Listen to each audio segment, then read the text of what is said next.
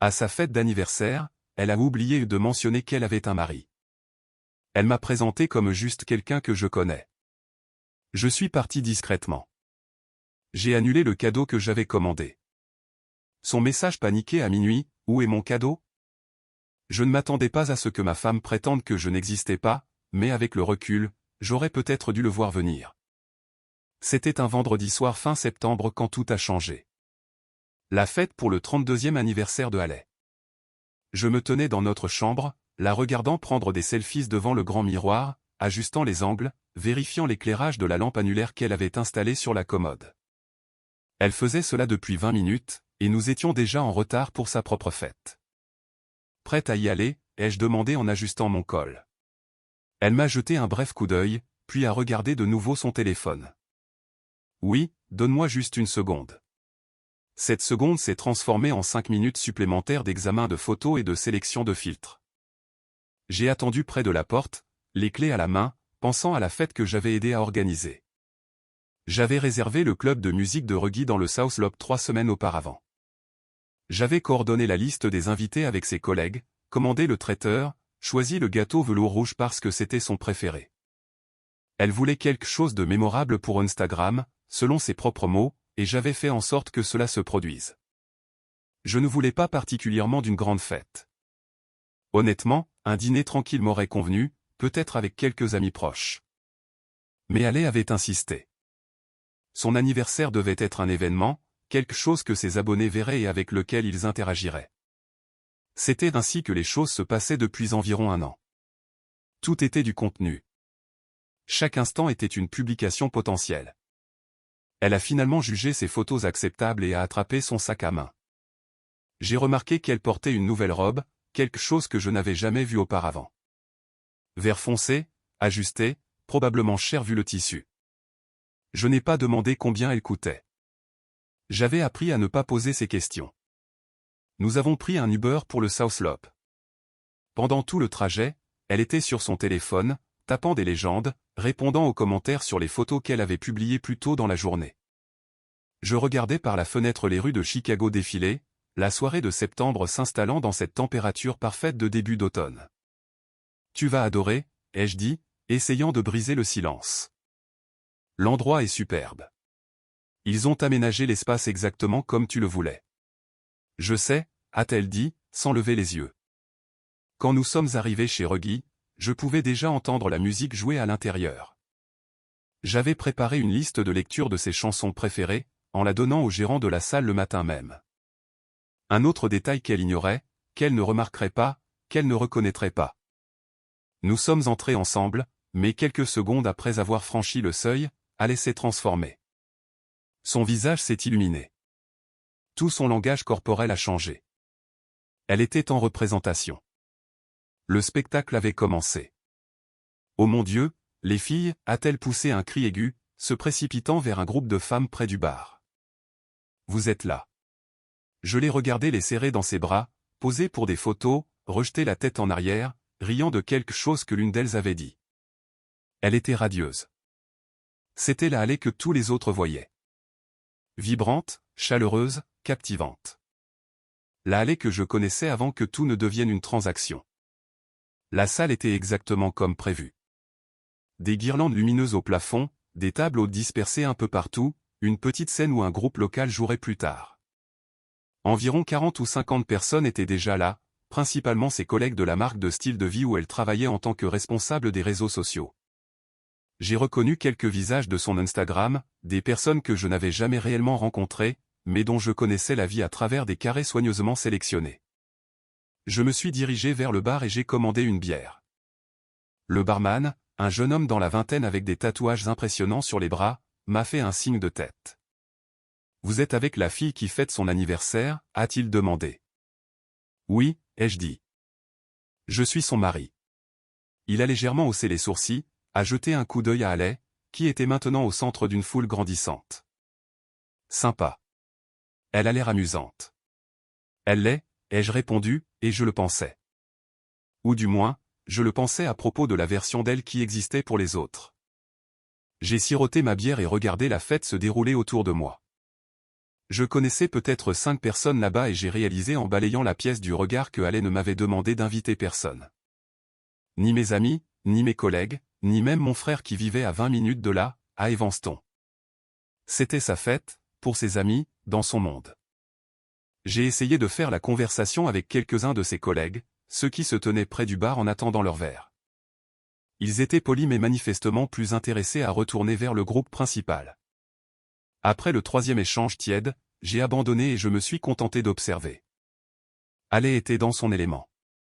Elle se déplaçait dans la foule comme si elle animait un événement de réseautage, ce qui était le cas d'une certaine manière. Chaque interaction était une performance.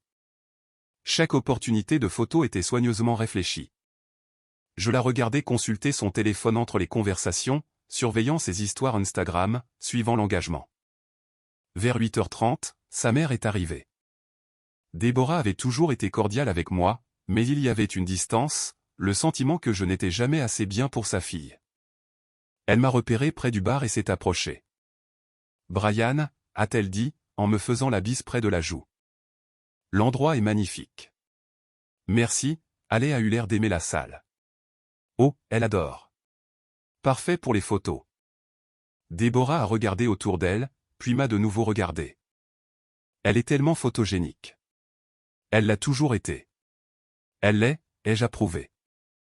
Un groupe d'amis d'université de Ale est arrivé à ce moment-là, et Déborah s'est excusée pour aller dire bonjour. Alors qu'elle s'éloignait, je l'ai entendue organiser une photo. « Juste nous les filles » a-t-elle dit, positionnant tout le monde. Il se trouvait que j'étais debout à l'arrière-plan de leur photo. « Brian, mon chéri, pourrais-tu te décaler sur le côté ? Juste les filles pour celle-ci. » Je me suis décalé. Je me décalais toujours. La fête a continué. Le groupe a commencé à jouer. Les gens dansaient. Le traiteur que j'avais commandé a eu du succès. Tout le monde n'arrêtait pas de complimenter la nourriture. J'ai entendu plusieurs personnes demander à Ale qui avait tout organisé. Et à chaque fois, elle souriait simplement et disait « Oh, tu sais, j'ai mis tout ça sur pied. » Je ne l'ai pas corrigé. À quoi bon ? Vers 9h15, j'avais bu 2 bières et j'envisageais une 3e quand j'ai décidé d'aller vérifier le gâteau. J'avais prévu qu'il soit apporté à 9h30, donnant à Ale le temps de faire le tour de la salle avant l'événement principal. Je me suis dirigé vers la zone latérale où la table du gâteau était installée, pour m'assurer que tout était prêt. C'est à ce moment-là que j'ai entendu sa voix, claire et distincte, par-dessus la musique. Elle se tenait à environ 10 pieds de là, parlant à 2 femmes que je ne reconnaissais pas. Elles tenaient toutes des verres, se penchant comme le font les gens dans les fêtes lorsqu'ils essaient de s'entendre par-dessus le bruit. L'une des femmes, une blonde dans une combinaison rouge, me montrait du doigt. Je ne m'en suis pas rendu compte au début. Je ne comprenais pas que j'étais le sujet de leur conversation. Mais ensuite, sa voix a de nouveau résonné. « Alors, qui est le gars près du gâteau » a demandé la femme en combinaison rouge.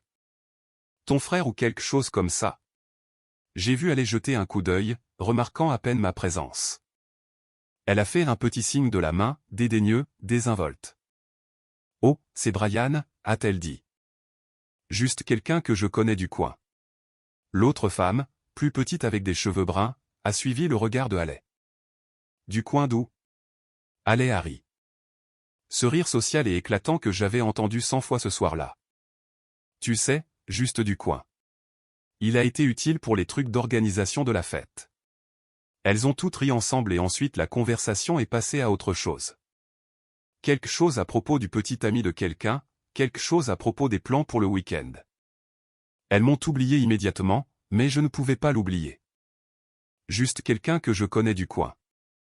Je suis resté là, la main sur la table du gâteau, ayant l'impression que le sol se dérobait sous moi. Les mots se répétaient dans ma tête encore et encore. Juste quelqu'un que je connais du coin. Pas mon mari, pas mon partenaire, pas même mon ami, juste quelqu'un du coin. Je l'ai regardée à travers l'espace qui nous séparait. Elle était animée, engagée, totalement présente avec ses femmes. Tout son visage était plein d'expression. Et puis, comme si elle sentait mon regard, elle a jeté un coup d'œil vers moi.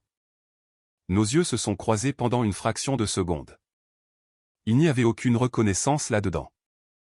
Aucune validation. Ses yeux sont passés sur moi comme si je faisais partie des meubles. Et puis elle est retournée à sa conversation. C'est à ce moment-là que j'ai remarqué sa main gauche. La main qui aurait dû porter une alliance. La bague pour laquelle j'avais économisé pendant des mois. La bague sur laquelle elle avait pleuré des larmes de joie quand je l'avais demandée en mariage. Elle n'était pas là. Son doigt était nu. Ma poitrine s'est serrée. J'ai senti quelque chose de froid s'installer dans mon estomac, lourd et inconfortable. Je n'étais pas en colère, pas encore. J'étais juste abasourdi, essayant de traiter ce que je venais de voir, ce que cela signifiait. J'ai posé ma bière et je l'ai regardée différemment alors. J'ai regardé comment elle interagissait avec tous les autres à la fête. La chaleur, l'attention, l'engagement sincère. Et puis j'ai regardé comment elle n'interagissait pas avec moi. J'étais là depuis 3 heures et elle ne m'avait pas approché une seule fois. Elle ne m'avait présenté à personne. Elle ne m'avait inclus dans aucune conversation ni aucune photographie. J'ai sorti mon téléphone, ouvert Instagram, navigué vers son profil. Sa biographie était simple. Vivre ma meilleure vie. Responsable des réseaux sociaux Chicago. Message privé pour collaboration. Aucune mention d'être marié. Pas même une référence subtile. J'ai fait défiler ses publications récentes. Des photos du mois dernier. Elle est au brunch avec des amis, à son bureau avec un café et son ordinateur portable.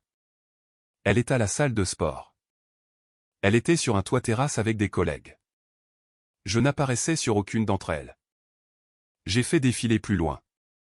Mais j'ai dû remonter à fin mai pour trouver une photo de nous deux, il y a 4 mois. Et même cette photo d'un mariage auquel nous avions assisté me montrait à peine. J'étais coupé sur le bord, juste assez visible pour techniquement compter comme une présence. La prise de conscience m'a frappé lentement, puis tout d'un coup. Ce n'était pas nouveau. Ce n'était pas seulement à propos de ce soir. Elle m'effaçait depuis des mois, me retirant soigneusement et systématiquement de son histoire, et je ne l'avais même pas remarqué. Le gâteau est arrivé à 9h30 comme prévu. Tout le monde a chanté joyeux anniversaire. Allait a soufflé les bougies, a fait un vœu, a souri pour d'innombrables photos. Je me tenais à l'arrière de la foule en regardant. Quand est venu le temps de couper le gâteau, elle a cherché un couteau des yeux, et son regard s'est posé sur moi. « Brian, tu peux attraper ça ?» a-t-elle demandé en montrant la pelle à gâteau. « Bien sûr », ai-je dit. Je la lui ai tendue. Elle l'a prise sans un merci, s'est tournée vers son public, a fait un spectacle en coupant la première part. Plus de photos, plus de rires, plus de performances. Je suis resté jusqu'à 11h. La fête touchait à sa fin, les gens commençaient à partir, remerciant Allé pour ce bon moment. J'ai aidé à nettoyer, transportant les sacs poubelles jusqu'à la benne, pliant les chaises, ramassant les gobelets abandonnés. Allé a posé pour les dernières photos avec ses amis les plus proches, planifiant un brunch pour le lendemain, faisant des promesses de se revoir bientôt. Nous avons pris un Uber pour rentrer chez nous. Elle a passé tout le trajet à faire défiler son téléphone, regardant toutes les photos sur lesquelles les gens l'avaient identifiée, lisant les commentaires, calculant l'engagement. Je me suis assis à côté d'elle en silence, regardant la ville défiler par la fenêtre. Quand nous sommes revenus à notre appartement de Lincoln Square, elle a enlevé ses chaussures dans l'entrée et s'est dirigée directement vers la chambre.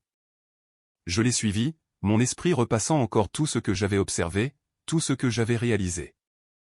Elle était en train de se changer quand j'ai finalement parlé. « Pourquoi n'as-tu dit à personne que tu avais un mari ?» Elle m'a regardé dans le miroir, toujours distraite, les doigts s'affairant sur ses boucles d'oreilles. « De quoi parles-tu ? À ta fête, personne ne savait que tu étais marié. » Elle a soupiré. Ce soupir particulier qui signifiait que j'étais dérangeant. Tout le monde n'a pas besoin de connaître chaque détail de ma vie, Brian. Être marié n'est pas un détail. Elle s'est tournée vers moi alors. L'irritation était claire dans son expression. Tu fais un drame. Ce sont juste des gens que je connais. Ils n'ont pas besoin de connaître ma vie personnelle. Alors, tu as fait semblant de ne pas être marié. Je n'ai fait semblant de rien. Je ne l'ai juste pas annoncé. J'ai senti ma mâchoire se crisper. Où est ta bague ? Elle a baissé les yeux vers sa main nue, puis a levé les yeux vers moi. Il y a eu une pause, juste une fraction de seconde trop longue. Je l'ai enlevée. Elle n'allait pas avec ma tenue. Tu m'as présenté comme juste quelqu'un que tu connais du coin. Ses yeux se sont légèrement écarquillés.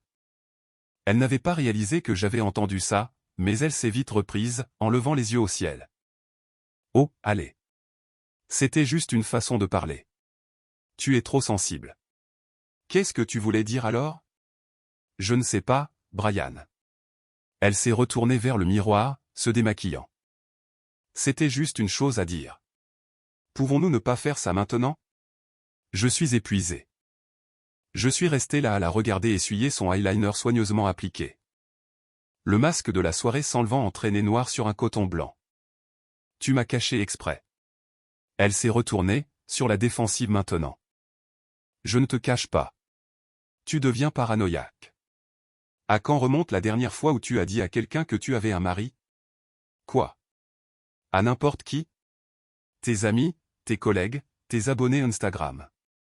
À quand remonte la dernière fois où tu as reconnu que j'existais?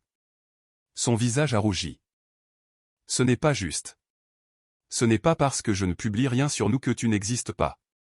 Tu ne parles pas de nous. Tu ne portes pas ta bague.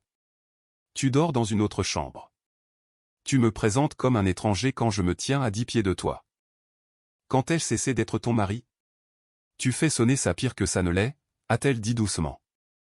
Vraiment? Elle m'a fixé pendant un long moment, puis a soupiré lourdement et s'est frotté les tempes. Ma marque est importante pour moi, Brian. Mon image. Les gens me suivent parce qu'ils s'identifient à ma vie. Ta fausse vie. Ce n'est pas faux. C'est mis en scène. Et je ne rentre pas dans la mise en scène. Elle n'a pas répondu. Le silence s'est étiré entre nous, lourd et révélateur. Je ne pense pas que tu me considères encore comme ton mari. J'ai dit cela plus pour moi-même que pour elle. Elle a de nouveau soupiré comme si je l'épuisais. Pouvons-nous ne pas faire ça maintenant? C'était tout. C'était tout ce qu'elle avait à dire. Aucune excuse, aucune tentative d'explication, juste une supplication de laisser tomber. Très bien, ai-je dit doucement. Je me suis retourné et je suis sorti de la chambre, traversant le couloir jusqu'à la chambre d'amis où je dormais depuis les 3 mois précédents. Elle l'avait suggéré en juillet. Elle avait dit que mes ronflements l'empêchaient de dormir. J'avais accepté sans discuter comme je le faisais toujours. Maintenant, je me demandais si les ronflements avaient jamais été la vraie raison. Je suis resté allongé dans mon lit cette nuit-là, fixant le plafond, repassant tout dans ma tête. La fête, la présentation, la bague manquante, le profil Instagram sans aucune mention de mariage. Les 4 mois sans une seule photo de nous ensemble. J'ai pensé à l'année écoulée, je l'ai vraiment examinée. Quand les choses avaient-elles changé? Quand étais-je devenu invisible? Ce n'était pas soudain. Cela avait été progressif. Tellement progressif que je n'avais pas remarqué que cela se produisait. Un effacement lent, comme si elle m'avait effacé de sa vie au montage, une publication à la fois, une présentation à la fois, une conversation à la fois. J'ai entendu qu'elle se déplaçait dans la chambre principale, se préparant à aller au lit. L'eau coulant dans la salle de bain, le doux clic de l'interrupteur, puis le silence. Je ne pouvais pas dormir. Mon esprit n'arrêtait pas de travailler. Il n'arrêtait pas d'analyser. Vers 3 heures du matin, je me suis levé et je suis allé dans la cuisine, je me suis versé un verre d'eau. L'appartement était sombre et calme. Cet endroit avait été son appartement avant que nous nous mariions. Son nom était sur le bail. Quand j'ai emménagé, j'avais apporté des meubles, mis mes affaires dans la moitié du placard, ajouté mon nom aux factures d'électricité, mais ce n'était jamais vraiment devenu le nôtre. C'était toujours le sien, et j'étais juste quelqu'un qui aidait à le payer. Je me suis assis à la table de la cuisine dans le noir, buvant mon eau, pensant à la logistique. Le bail était à son nom uniquement. Il expirait en janvier. Toutes les factures étaient également à son nom. Je lui envoyais juste de l'argent chaque mois via Venmo pour ma part. Le loyer était de 21 100 € par mois. Je payais 60% parce que je gagnais plus d'argent. 1260 € pour moi contre 8,40 € pour elle. J'ai ouvert mon téléphone, vérifié mes comptes bancaires. Notre compte commun contenait environ 8400 €, provenant principalement de mes dépôts. Mon compte d'épargne personnelle contenait 24 000 euros. J'avais économisé pour un acompte sur une maison, quelque chose que j'avais mentionné à elle à quelques reprises, mais elle n'avait jamais semblé intéressée à en discuter. Je pouvais me permettre de partir. Cette pensée m'est venue clairement, indéniablement. Je pouvais payer le premier mois, le dernier mois, la caution de mon propre appartement. Je pouvais me permettre de tourner le dos à tout cela. La question était, est-ce que je le voulais?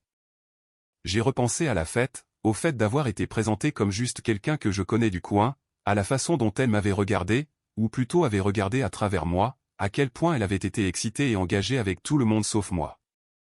C'est là que j'ai su que j'en avais fini. Je n'ai pas fait d'annonce.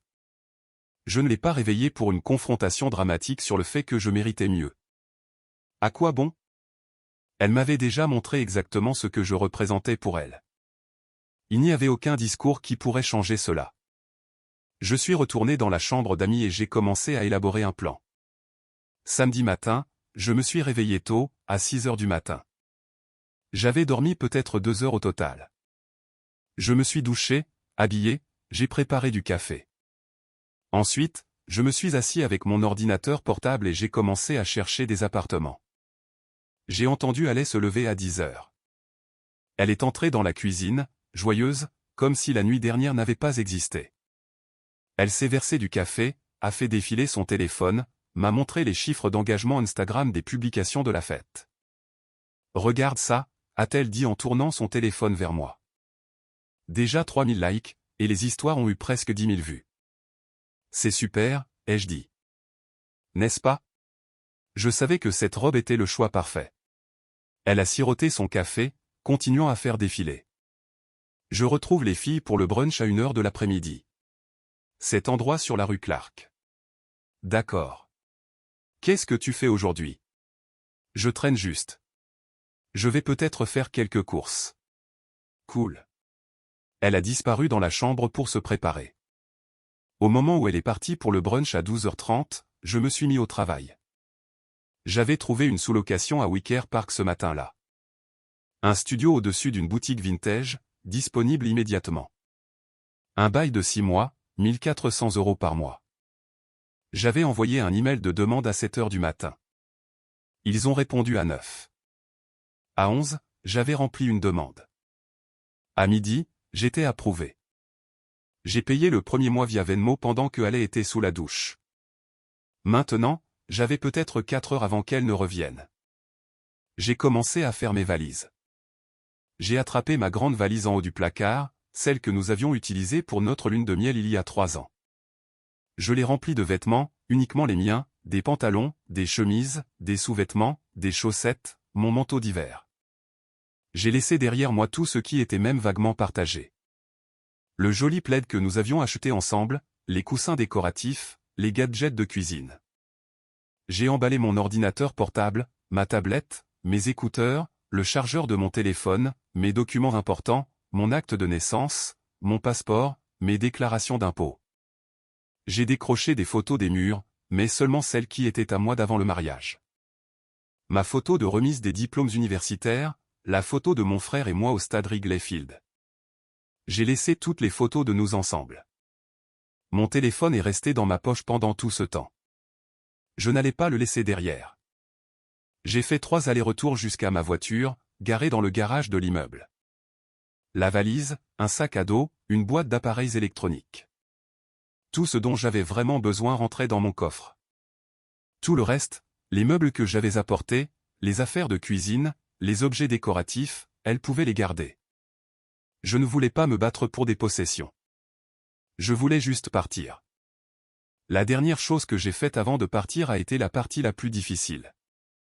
J'ai ouvert mes emails, trouvé la confirmation pour le cadeau d'anniversaire de Haley. Je l'avais commandé 3 semaines plus tôt sur un site de bijoux personnalisé. Un collier avec les coordonnées du café où nous nous étions rencontrés pour la première fois, gravé sur un petit pendentif en or, 890 €. Je lui en avais parlé quelques semaines auparavant, enthousiaste à propos du design personnalisé. Elle avait semblé touchée alors. Elle avait demandé quand il arriverait. Je lui avais dit début octobre. Il était censé arriver le mercredi 2 octobre.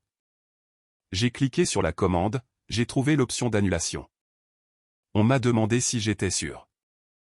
J'ai cliqué sur oui. Un instant plus tard, un email de confirmation est arrivé. Commande annulée. Remboursement en cours. J'ai senti quelque chose basculer dans ma poitrine. Du soulagement peut-être, ou juste une finalité. J'ai laissé ma clé sur le comptoir de la cuisine. J'ai jeté un dernier coup d'œil à l'appartement. Cet endroit n'avait jamais vraiment été notre chez nous. J'ai réalisé que c'était le sien, et que j'étais juste quelqu'un qui payait pour y loger. Cette nuit-là, j'ai dormi dans la chambre d'amis une dernière fois. Dimanche matin, Ale avait le yoga à 9 h, puis des projets pour le déjeuner. Au moment où elle est partie, je suis sorti et j'ai fermé la porte derrière moi. La sous-location à Wicker Park était petite mais propre. Une pièce principale qui servait de chambre et de salon, une minuscule alcôve pour la cuisine, une salle de bain à peine assez grande pour s'y retourner. Mais c'était à moi, mon nom sur le bail, mon espace. Je n'ai pas beaucoup déballé ce premier soir. Je me suis juste assis sur le futon fourni avec l'appartement, regardant les murs nus, l'espace inconnu. Je m'attendais à me sentir triste ou coupable ou à ressentir quelque chose de lourd, mais au lieu de cela, j'avais l'impression de pouvoir respirer pour la première fois depuis des mois. Mon téléphone était silencieux, aucun message de Ale, aucun appel. Il était 7 h du soir le dimanche, et elle ne m'avait toujours pas contacté. Avait-elle au moins remarqué que j'étais parti? Lundi est arrivé et passé. Je suis allé travailler comme d'habitude. J'ai assisté à des réunions, analysé des données, rédigé des rapports, je suis revenu à la sous-location après le travail. Toujours rien de Ale. Je vérifiais mon téléphone plus souvent que je ne voulais l'admettre. Une partie de moi ne pouvait pas croire qu'elle n'avait rien remarqué.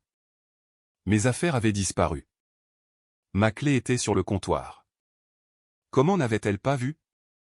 Puis j'ai repensé à notre vie ensemble. J'y ai vraiment réfléchi. À quelle fréquence regardait-elle mes affaires?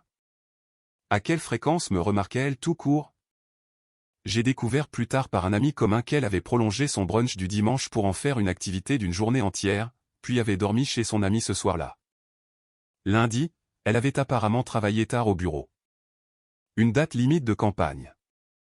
Elle n'est probablement pas rentrée chez elle et n'a pas regardé autour d'elle avant lundi soir. Même alors, il lui a fallu des heures pour me contacter. Lundi soir, juste avant minuit, mon téléphone a finalement vibré. Un message de Ale demandant où j'étais. Pas de majuscule, pas de ponctuation, désinvolte, comme si elle demandait où j'avais mis la télécommande. J'ai fixé le message pendant une minute entière. Puis j'ai posé mon téléphone sans répondre. 12 minutes plus tard, un autre message est arrivé notant que mes affaires avaient disparu. Toujours pas de point d'interrogation. Toujours aucune urgence. J'ai posé mon téléphone face vers le bas sur la table basse et j'ai essayé de dormir. Juste après minuit, un troisième message est arrivé. J'ai entendu la vibration, j'ai pris le téléphone et j'ai lu le message qui m'a dit tout ce que j'avais besoin de savoir. Elle voulait savoir où était son cadeau. Où est mon cadeau? Pas est-ce que tu vas bien? Pas que s'est-il passé? Pas nous devons parler. Où est mon cadeau? C'était par laquelle commençait. Après plus de 48 heures d'absence, après que toutes mes possessions aient disparu de l'appartement, la première chose qu'elle voulait vraiment savoir, c'était où se trouvait son cadeau d'anniversaire. J'ai senti quelque chose de froid et de clair s'installer en moi. J'ai tapé une réponse, je l'ai effacée, j'ai tapé de nouveau. Finalement, j'ai envoyé ces mots, demande à quelqu'un que tu connais. J'ai appuyé sur envoyer, et j'ai immédiatement mis son contact en sourdine. Au cours des 12 heures suivantes, elle m'a appelé 4 fois, a envoyé 7 autres messages. Je ne les ai pas lus. Je n'ai pas répondu. Je suis allé travailler mardi matin, je suis rentré mardi soir, j'ai vécu ma vie. Mercredi matin, j'ai réactivé les notifications de son contact juste pour voir ce que j'avais manqué. La progression était presque amusante. Dans les minutes qui ont suivi ma réponse, elle a exigé de savoir ce que je voulais dire, a insisté sur le fait que ce n'était pas drôle, puis est passée à l'incrédulité concernant le cadeau, son ton passant de la confusion à l'irritation. 1 heure plus tard, elle faisait toujours une fixation dessus, me rappelant que je lui offrais toujours quelque chose, affirmant qu'elle savait que j'avais commandé quelque chose. Mardi matin, l'attention s'était déplacée. Elle avait besoin de parler du loyer. Il était dû dans 5 jours. Quelques heures plus tard, elle a finalement demandé si j'avais déménagé. La question était presque absurdement retardée. As-tu déménagé? Comme si c'était une question sincère, comme si elle ne savait vraiment pas. Les messages ont continué à arriver tout au long de mardi et jusqu'à mercredi. Mardi en fin de matinée, elle a vérifié le compte et a réalisé que je n'avais pas transféré le loyer d'octobre. Dans l'après-midi, elle qualifiait mon comportement d'immature, offrait des excuses conditionnelles à propos de la fête, demandant si nous pouvions s'il vous plaît juste parler. Ce soir-là, elle a envoyé un message disant qu'elle ne comprenait pas pourquoi je faisais cela. Mercredi matin a apporté le message que j'attendais. Elle avait besoin de savoir pour l'argent du loyer. Allais-je payer ma moitié? Et voilà. Le vrai problème. Pas le mariage, pas la relation, l'argent. Tout au long du reste de la journée de mercredi, d'autres messages sont arrivés au compte-gouttes. Elle ne pouvait pas se permettre de payer l'appartement seule. Je le savais. Elle voulait savoir ce qu'elle avait fait de mal. Le soir, elle suggérait que nous gérions cela comme des adultes. Elle devait payer le loyer. Pouvions-nous nous rencontrer? Je l'ai laissé mariner avec ça. Je l'ai laissé réaliser ce que signifiait réellement mon départ. Le loyer était dû le samedi 5 octobre. Je payais toujours avant le 1er. Nous étions maintenant le 3 et elle paniquait. Jeudi matin, elle a envoyé un message plus long. Je pouvais dire qu'elle y avait réfléchi, qu'elle l'avait soigneusement rédigé. Elle reconnaissait que j'étais en colère. Elle admettait que peut-être elle aurait pu me présenter différemment à la fête, mais que j'étais vraiment extrême à ce sujet. Elle a dit, nous sommes mariés depuis 3 ans. Ne méritais-je pas une conversation? Cela est allé trop loin pour quelque chose de petit. Pourrions-nous simplement nous retrouver pour un café et en parler? Elle ne voulait pas me perdre sur un malentendu. Quelque chose de petit, un malentendu. J'ai lu le message 2 fois, puis j'ai tapé une réponse. Je lui ai dit que je pouvais la rencontrer samedi au café Intelligentsia sur la rue Clark à 2 heures de l'après-midi. Sa réponse a été immédiate. Merci, a-t-elle dit. Elle y serait. Vendredi, j'ai reçu un message d'Alex, un ami de l'université, l'une des rares personnes qui nous connaissaient tous les deux. Il voulait savoir si j'allais bien. Elle l'avait appelé pour lui poser des questions sur moi. Tout va bien? J'ai fixé ce message pendant un moment. Elle contactait mes amis maintenant, essayant de passer pour l'épouse inquiète. Je lui ai dit que j'allais bien, que j'avais juste besoin d'espace. Il a mentionné qu'elle avait l'air plutôt inquiète, disant que nous traversions une épreuve. Je lui ai fait savoir que nous allions parler demain et je l'ai remercié d'avoir pris de mes nouvelles. Elle était déjà en train de tisser son récit. Nous traversons une épreuve. Pas j'ai présenté mon mari comme un inconnu à ma fête d'anniversaire. Pas j'ai caché mon mariage à tout le monde dans ma vie. Juste un vague traversé une épreuve. Samedi matin, je me suis réveillé en me sentant étrangement calme. J'étais dans la sous-location depuis une semaine maintenant. Je m'étais installé, j'avais établi une routine. Je suis allé courir le long de l'avenue Milwaukee, j'ai pris un café dans une boutique au bout de la rue, je suis revenu et je me suis douché. À 1h50 de l'après-midi, j'ai conduit jusqu'à Andersonville, j'ai trouvé une place de stationnement près d'Intelligentsia, et je suis entré à exactement 2 heures de l'après-midi. Le café était animé par la foule du samedi après-midi. J'ai repéré une table près de la fenêtre, je l'ai prise, j'ai commandé un café noir et je me suis assis pour attendre. Ale est arrivée à 2h07. Je l'ai regardée entrer, me cherchant du regard. Elle avait l'air fatiguée, avec des cernes sous les yeux que son maquillage ne cachait pas tout à fait. Ses cheveux étaient tirés en arrière en un chignon désordonné, pas le look soigneusement coiffé qu'elle arborait habituellement. Elle portait son alliance. Elle m'a vu, a esquissé un sourire et s'est approchée. Salut, a-t-elle dit. Salut. Elle s'est assise en face de moi. Un silence gênant. Le barista a appelé sa commande. Elle avait commandé à l'avance sur l'application. Elle s'est levée, a récupéré son café au lait, et est revenue. Merci de me rencontrer, a-t-elle dit, en roulant ses mains autour de la tasse. Je n'étais pas sûr que tu le ferais. J'avais dit que je le ferais, non? C'est vrai. Elle a siroté son café au lait. J'ai attendu. Je n'allais pas lui rendre la tâche facile. Alors elle a fini par dire, j'ai beaucoup pensé à ce qui s'est passé. Je n'ai rien dit. Je sais que les choses ont dérapé à la fête et je m'en excuse, mais ça, elle a fait un geste vague entre nous, partir, ne pas payer le loyer, m'ignorer pendant une semaine. Ne penses-tu pas que c'est extrême? Tu penses qu'il s'agit du loyer? Eh bien, ça en fait partie, n'est-ce pas? Nous avons des responsabilités, des factures à payer. Je ne peux pas tout couvrir seul. Et voilà, ai-je dit doucement. Elle a cligné des yeux. Quoi? C'est de ça qu'il s'agit vraiment lors de cette rencontre. Tu as besoin d'argent. Son visage a rougi. Ce n'est pas juste. Oui, l'argent est un facteur, mais je veux aussi arranger les choses entre nous. Nous pouvons aller voir un conseiller conjugal. Je peux faire plus d'efforts pour t'inclure dans les choses. Nous pouvons travailler là-dessus. À quand remonte la dernière fois où tu as dit à quelqu'un que tu avais un mari? La question l'a prise au dépourvu. Quoi? Tes collègues, tes abonnés Instagram, tes amis au brunch. À quand remonte la dernière fois où l'un d'eux t'a entendu mentionner que tu étais marié? Ce n'est pas. Elle s'est arrêtée, s'est ressaisie. Ma marque est importante pour moi, Brian. Mon image. Les gens me suivent parce qu'ils s'identifient à ma vie telle que je la présente. Cela ne veut pas dire que je n'accorde pas d'importance à notre mariage. Ta vie mise en scène où je n'existe pas. Tu fais sonner ça pire que ça ne l'est.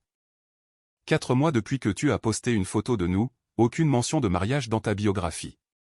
Tu as enlevé ta bague pour ta fête d'anniversaire. Tu m'as présenté comme juste quelqu'un que tu connais du coin à des gens que tu vois tous les jours. Ce n'est pas moi qui fais sonner ça pire. C'est juste la réalité. Elle a baissé les yeux vers son café, la bague maintenant de retour à son doigt attrapant la lumière. Je ne pensais pas que tu le prendrais si sérieusement. C'est bien ça le problème. Tu n'as pas du tout pensé à moi. D'accord, a-t-elle dit, sa voix prenant un ton suppliant. Très bien, peut-être que je n'ai pas été assez attentionné, mais cela ne veut pas dire que nous ne pouvons pas arranger ça. 3 ans de mariage, Brian. Cela ne compte-t-il pas pour quelque chose? Tu ne veux pas m'inclure.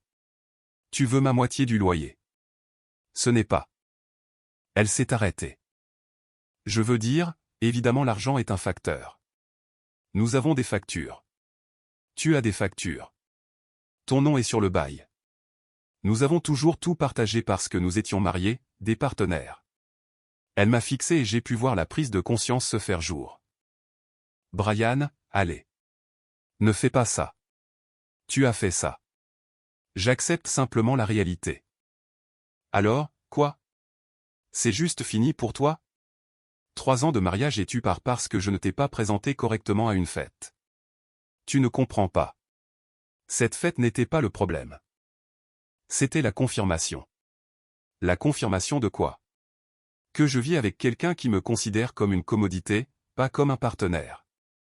Quelqu'un que tu connais du coin, qui aide à payer le loyer, qui organise des fêtes et qui reste en dehors de tes photos. Ce n'est pas vrai. Ses yeux commençaient à s'humidifier maintenant. Des larmes commençaient à se former. Ah bon?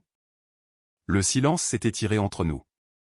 D'autres conversations bourdonnaient autour de nous. La machine à expresso a sifflé.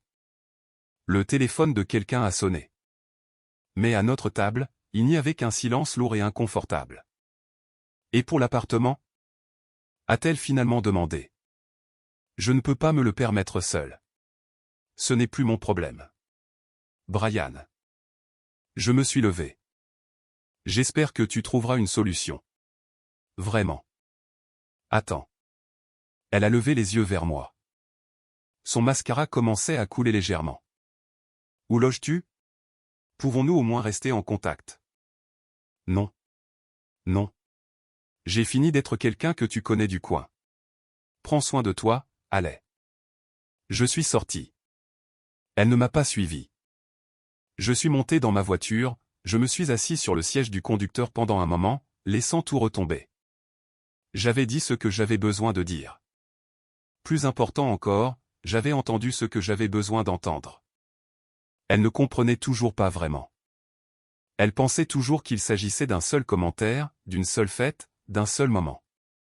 Elle ne comprenait pas qu'il s'agissait de moi et de moi d'effacement, d'être traité comme si je ne comptais pas. J'ai conduit pour retourner à Wicker Park, me sentant plus léger que je ne l'avais été depuis des années. La semaine suivante a apporté quelques autres tentatives de Haley. Des messages sporadiques, chacun moins convaincu que le précédent.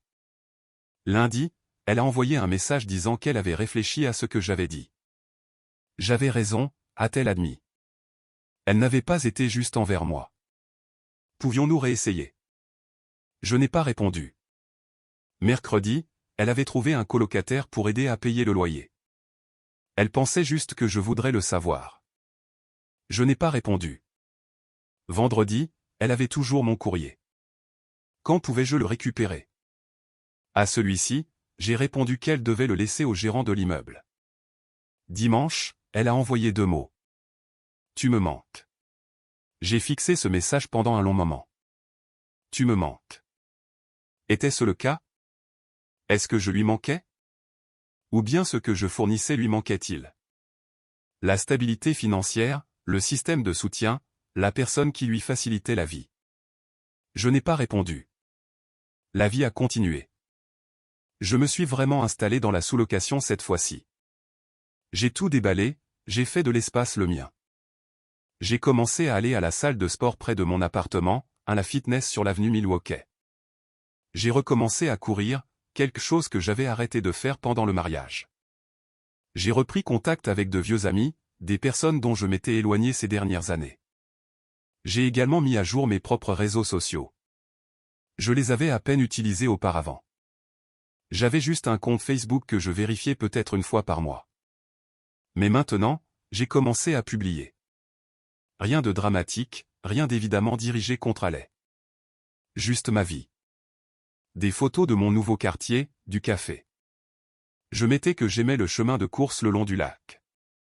Mon propre récit, ma propre histoire. À la mi-novembre, j'ai croisé Alex chez Mariano S sur la rue Ashland. Je faisais les courses, je tournais au coin du rayon des fruits et légumes, et il était là, poussant un caddie rempli de ce qui ressemblait à des ingrédients pour un dîner. Brian, a-t-il dit, une surprise sincère sur le visage. Mec, je ne t'ai pas vu depuis une éternité. Salut Alex, comment ça va? Bien, bien. Et toi? Comment as-tu été? Bien. Je m'occupe. Il a hésité puis a dit, oui, Haley a mentionné que vous vous étiez séparés. Je suis désolé, mec. C'est bien. C'est mieux ainsi. Elle a dû déménager, non? Prendre plus petit avec un studio à Rogers Park. C'est logique, ai-je dit. Pas particulièrement intéressé, mais essayant d'être poli. L'histoire de la colocation n'a pas dû fonctionner, ai-je pensé, mais je ne l'ai pas dit à voix haute. Ouais, elle sort avec un gars de sa salle de sport maintenant. En fait, elle a publié à ce sujet la semaine dernière. J'ai attendu que le sentiment me frappe. La jalousie, la douleur, quelque chose, mais il n'y avait rien. Juste une légère et distante reconnaissance du fait qu'elle avait tourné la page. Séparée depuis 2 mois et elle était déjà avec quelqu'un de nouveau. Tant mieux pour elle, ai-je dit, et je le pensais. Alex m'a observé pendant une seconde. Tu vas vraiment bien, n'est-ce pas? Oui, ai-je dit. Je vais vraiment bien. Nous avons parlé pendant quelques minutes de plus, avons fait de vagues projets d'aller boire une bière un de ces jours, puis avons suivi nos chemins séparés. Alors que je terminais mes courses, j'ai repensé à ce qu'Alex avait dit. Elle était déjà avec quelqu'un de nouveau, publiait déjà sur lui, mettait probablement en scène leur histoire pour ses abonnés. Et je n'ai rien ressenti.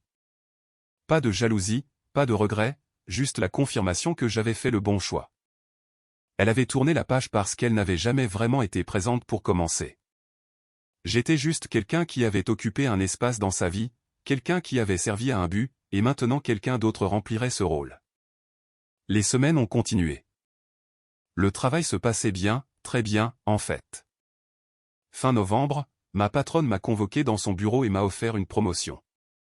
Analyste principal, 13 000 € d'augmentation, portant mon salaire à 108 000 €.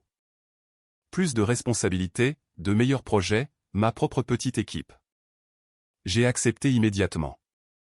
Avec l'augmentation, j'ai commencé à chercher de vrais appartements, pas seulement des sous-locations. J'ai trouvé un appartement avec une chambre à Wicker Park. Un meilleur immeuble, un meilleur emplacement. J'ai signé un bail d'1 an. J'ai emménagé début décembre. J'ai commencé à courir régulièrement. J'ai perdu le poids que j'avais pris au cours de la dernière année. J'ai commencé à mieux dormir. J'ai commencé à me sentir à nouveau moi-même. Début décembre, les papiers du divorce sont arrivés par email. Elle avait lancé la procédure. Simple. Sans faute. Aucun actif à diviser. Elle voulait que ce soit fait aussi rapidement et proprement que moi. Je les ai signés immédiatement. Je les ai renvoyés via le portail en ligne. Dans l'Illinois, les divorces par consentement mutuel prennent au minimum 30 jours. Le jugement final arriverait à la fin du mois de janvier. Je ne l'ai dit à personne. Je n'ai pas fait de grande annonce, j'ai juste signé les papiers et j'ai continué ma vie. Noël est arrivé et passé. Je l'ai passé avec mon frère et sa famille à Evanston. Il était au courant de la séparation, avait été d'un grand soutien sans pleurer. Nous avons passé une bonne journée. Ses enfants étaient amusants et chaotiques. Sa femme a préparé un dîner incroyable. Je me suis senti reconnaissant, pas seul. Le soir du réveillon du Nouvel An, je suis resté à la maison, j'ai commandé une pizza, j'ai regardé des films, je me suis couché à 11 heures. Je me suis réveillé le 1er janvier en me sentant bien. En ayant le sentiment que cette année serait meilleure que la précédente. À la mi-janvier, une connaissance commune a posté une photo sur Instagram. Une photo de groupe d'une fête quelconque. Allais était dessus avec environ une douzaine d'autres personnes. Elle riait, se penchant vers un gars que je ne reconnaissais pas. Le nouveau petit ami vraisemblablement. Il avait son bras autour de sa taille. Elle portait une robe que je n'avais jamais vue, ses cheveux dans un style qu'elle n'avait jamais porté quand nous étions ensemble. J'ai regardé la photo pendant peut-être 10 secondes, puis j'ai continué à faire défiler. Elle avait l'air heureuse. Tant mieux pour elle. Je pensais parfois à notre mariage dans des moments de calme. Je pensais au moment où les choses avaient commencé à changer. Au moment où j'étais devenu invisible. Je ne pense pas qu'il y ait eu un moment unique. Cela avait été progressif. Un lent effacement au fil des mois et des mois. Moi devenant moins important, moins visible, moins valorisé. Mais je pensais aussi à mon propre rôle là-dedans. À la façon dont je l'avais accepté. À la façon dont j'avais trouvé des excuses à son comportement. Je m'étais convaincu que ce n'était pas grave qu'elle ne publie jamais rien sur nous, qu'elle ne parle jamais de moi, qu'elle ne m'inclue jamais. Je m'étais laissé devenir invisible parce que c'était plus facile que d'affronter la vérité. Je ne commettrai plus cette erreur. Fin janvier, le jugement de divorce final est arrivé, officiellement dissous. Je l'ai imprimé, je l'ai classé avec mes autres documents importants, et j'ai continué ma journée. Je ne me sentais pas triste. Je ne me sentais pas soulagé. J'avais juste l'impression qu'un chapitre s'était clos, et c'était exactement comme cela devait être. Les gens parlent de tourner la page comme si c'était quelque chose que quelqu'un d'autre vous donnait. Comme s'il était censé y avoir un grand moment où l'autre personne s'excuse, explique tout, donne un sens à tout cela. Une fin parfaite qui boucle le tout avec un joli nœud. Mais j'ai appris que tourner la page ne les concerne pas. Il s'agit de réaliser que vous n'avez pas besoin d'eux pour valider votre décision. Vous n'avez pas besoin de leurs excuses ou de leur compréhension. Vous avez juste besoin d'accepter la vérité et de partir. Allais ne s'est jamais vraiment excusée. Elle n'a jamais compris ce qu'elle avait fait de mal. Elle l'a minimisé, l'a détourné, a essayé de faire croire que je réagissais de manière excessive à un petit commentaire lors d'une fête. Et pendant un moment, je voulais qu'elle comprenne. Je voulais qu'elle voie ce qu'elle avait fait, comment elle m'avait traité, comment elle m'avait effacé de sa vie.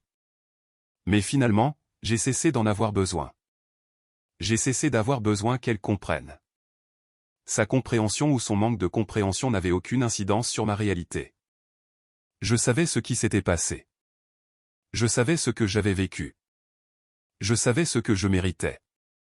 Je méritais mieux que d'être le secret de quelqu'un. Mieux que d'être un plan de secours financier. Mieux que d'être juste quelqu'un qu'elle connaissait du coin. Et maintenant, vivant seul dans mon propre appartement, dans mon propre espace, construisant ma propre vie selon mes propres conditions, je comprenais quelque chose que je ne comprenais pas auparavant. Pendant 3 ans, j'avais été invisible dans mon propre mariage. J'avais été effacé au montage, coupé, mis à l'écart. J'avais existé dans les marges de la vie soigneusement mise en scène de quelqu'un d'autre. Alors, qu'est-ce que cela signifie réellement pour vous? Voici notre point de vue. Elle n'a pas seulement oublié de vous mentionner à sa fête. Elle vous a activement effacé, a enlevé sa bague, vous a présenté comme juste quelqu'un que je connais du coin et avait une biographie Instagram qui ne faisait aucune référence au fait d'être marié. Ce n'est pas un oubli. C'est un choix délibéré de vivre deux vies séparées. Une où elle est mariée avec vous et une où elle est célibataire pour ses abonnés. Le fait que sa première vraie préoccupation après votre départ ait été « Où est mon cadeau ?» vous dit tout sur ce que vous représentiez réellement pour elle. Vous n'étiez pas son partenaire. Vous étiez son copilote financier et son organisateur de fêtes qui se trouvait habité dans son appartement. Quitter quelqu'un qui vous traite comme un secret, ce n'est pas renoncer au mariage. C'est refuser d'être invisible dans sa propre vie. Leçon. Quand quelqu'un cache constamment votre existence à son monde, il a déjà décidé que vous n'y aviez pas votre place. Avez-vous une histoire similaire? Partagez-la dans les commentaires.